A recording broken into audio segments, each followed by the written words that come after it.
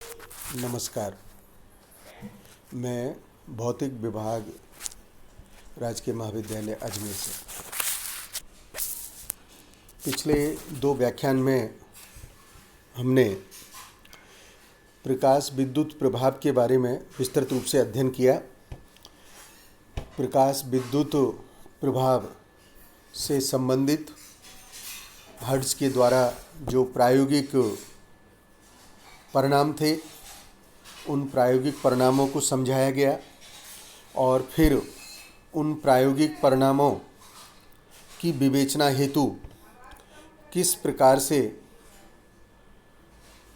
Classical physics के द्वारा प्रयास किया गया, क्यों असफल हुई, तदुपरांत आइंस्टीन के द्वारा प्रकाश विद्युत प्रभाव की सफलतापूर्वक व्याख्या दी गई और आइंस्टीन को इस कार्य के लिए 1921 में नोबेल प्राइज़ मिला। इस प्रभाव पर परीक्षा में शॉर्ट आंसर क्वेश्चन मिल सकता है, साथ ही साथ न्यूमेरिकल के मिलने की संभावना ज़्यादा है। मैं गत वर्षों के जो विश्वविद्यालय के प्रश्न पत्र हैं उनसे कुछ न्यूमेरिकल जो लिखा हूँ उनको हल करके आपको प्रस्तुत कर रहे हैं। सोडियम धातु के कार्यफलन की गणना कीजिए और ये कहा गया है इलेक्ट्रॉन वोल्ट में करनी है, जबकि इसकी देहली आवृत्ति 6800 एंगस्ट्रॉम है। हम जानते हैं फाई h nu0 कार्यफलन के लिए और न्यू c/λ0। इसलिए इस समीकरण में h c प्रकाश के वेग को और देहली आवृत्ति के मान को रख करके हम कार्यफलन की गणना कर सकते हैं। इस प्रकार की कार्यफलन की जो गणना है यह जूल में मान प्राप्त हुआ है। इलेक्ट्रॉन वोल्ट में ज्ञात करने के लिए इसमें हमें 1.6 × 10⁻⁹ इलेक्ट्रॉन वोल्ट का भाग देना पड़ेगा और इस प्रकार से यह प्राप्त होती है 1.825 इलेक्ट्रॉन वोल्ट। एक दूसरा प्रॉब्लम है, एक धातु का कार्यफलन 1.10 इलेक्ट्रॉन वोल्ट है। इस धातु पर 330 nm की तरंग दैर्ध्य वाला प्रकाश आपतित हो रहा है। धातु से उत्सर्जित इलेक्ट्रॉन को रोकने के लिए आवश्यक निरोधी विभव की गणना करें। देखिएगा, जब हमने प्रकाश विद्युत धारा और विभव के मध्य में ग्राफ खींचा था वहाँ पर बताया था कि जब प्रकाश विद्युत धारा शून्य हो जाती है तो प्रकाश विद्युत धारा शून्य हो जाती है उस समय निरोधी विभव होगा। कट ऑफ पोटेंशियल अंतक विभव भी बोलते हैं और इसके संगत इलेक्ट्रॉन की जो स्थितिज ऊर्जा का मान है वह मान इलेक्ट्रॉन की अधिकतम गतिज ऊर्जा के बराबर होगा, ऐसा हमने सीखा हुआ है।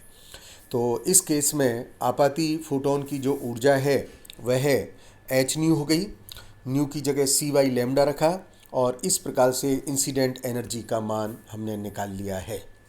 इलेक्ट्रॉन वोल्ट में कन्वर्ट करने के लिए पूर्व की भांति 1.6 × 10⁻⁹ का हमने इसमें भाग दिया तो आपाती फोटोन की ऊर्जा 3.75 इलेक्ट्रॉन वोल्ट आ गई है। अतः इलेक्ट्रॉन की जो अधिकतम गतिज ऊर्जा होगी वो h nu - phi होगी और phi का मान हमको 1.10 दे रखा है। अतः यह मान 2.65 इलेक्ट्रॉन वोल्ट आ जाती है और यह ऐसा प्रॉब्लम है जो परीक्षा में इसको कई बार स्थान मिला है। तीसरा प्रॉब्लम, किसी पदार्थ पर 1.1600 एंगस्ट्रॉम तथा 1200 एंगस्ट्रॉम तरंग दैर्ध्य के प्रकाश के लिए उत्सर्जित इलेक्ट्रॉनों की अधिकतम गतिज ऊर्जा क्रमशः 3.6 इलेक्ट्रॉन वोल्ट तथा 6.2 इलेक्ट्रॉन वोल्ट है, तो प्लांक नियतांक की गणना करें। हम जानते हैं फोटो इलेक्ट्रिक इक्वेशन से h nu = phi + ½ of mv², new = c/λ। इसलिए हम फोटो इलेक्ट्रिक इक्वेशन को दोनों परिस्थितियों के लिए लिख सकते हैं और ये इस प्रकार से हमने लिख ली है। दूसरी समीकरण में से पहली समीकरण को घटाने पर यह मान हो जाएगा hc 1/λ2 - 1/λ1 = e2 - e1 और इस प्रकार से h का मान इसको सिंप्लीफाइड करेंगे तो ये होगा λ1 λ2 divided by λ1 - λ2 E2 minus E1 upon C, और सारे वैल्यूज को इसमें सब्स्टिट्यूट करके जब हम इस न्यूमेरिकल को हल करेंगे तो इसका मान आएगा 6.65 इंटू 10 की पावर माइनस 13 जूल।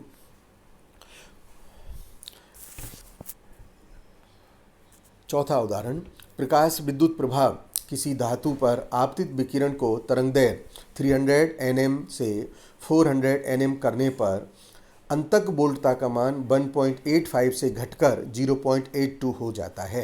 प्लांक नियतांक की गणना करें। ध्यान दीजिएगा, मैंने इसमें शब्द जानबूझ करके अंतक बोल्टता लिखा है, यानी stopping voltage, cut off potential, इसलिए अलग अलग शब्द हैं, हमें उनका भी अभ्यास होना चाहिए। फोटो इलेक्ट्रिक इक्वेशन का यूज किया गया और यूज करके h nu is equals to 5 plus half of m b square, दोनों स्थिति के लिए समीकरण लिख ली गई। दूसरी समीकरण को घटाने पर जो समीकरण प्राप्त होगी H C 1/λ1 minus 1/λ2 is equals to E B1 minus B2। Therefore Planck constant, जैसा कि वो डिटरमाइन करवाना चाहते हैं, उसका मान हो गया h is equals to λ1 λ2 divided by λ2 minus λ1 B1 minus B2 upon C, और इस मान को हम सब्स्टिट्यूट करके निश्चित रूप से प्लांक नियतांक का मान निकाल सकते हैं। अगली जो प्रॉब्लम है उसमें दिया है कि 1 किलोवाट शक्ति का ट्रांसमीटर मान लीजिए 880 किलोहर्ट्ज आवृत्ति पर संचालित है, तो प्रति सेकंड विकिरित फोटोन की संख्या ज्ञात कीजिएगा। ट्रांसमीटर लगा हुआ है, उसकी फ्रीक्वेंसी दे रखी है, उसकी पावर दे रखी है, कितना फोटोन रेडिएट कर रहा है, ये एक बहुत अच्छा प्रश्न है।